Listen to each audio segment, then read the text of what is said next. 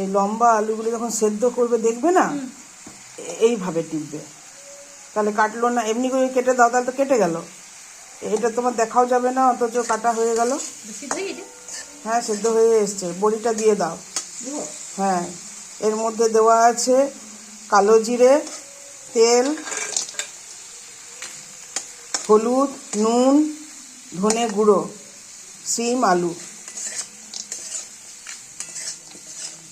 মাছটা দিয়ে দাও। হ্যাঁ, মাছটা ভাজা হয়ে গেছিল। একটু জল দাও, জলটা গরম করে নিলে ভালো হয়।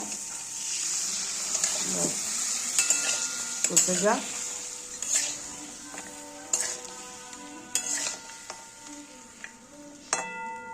বড় হোক ছোট হোক, বড়ি, বেগুন, শিম দিয়ে যখনই করবেন তখন কালো জিরে ফোড়ন।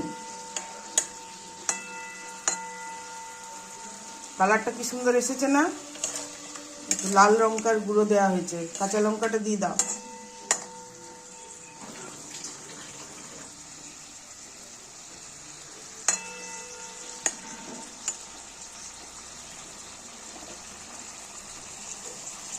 একটু জল অ্যাড করছি, আর একটু।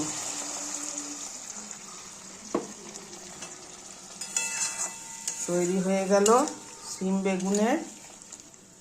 এটার মধ্যে বেগুন দেওয়া যেতে পারে, কিন্তু আমার ঘরে বেগুন নেই বলে বেগুন দিইনি। বড়ি, আলু, শিম দিয়ে মাছের ঝোল। দাও, লঙ্কাটা দিয়ে দাও। দুটোই দিয়ে দাও।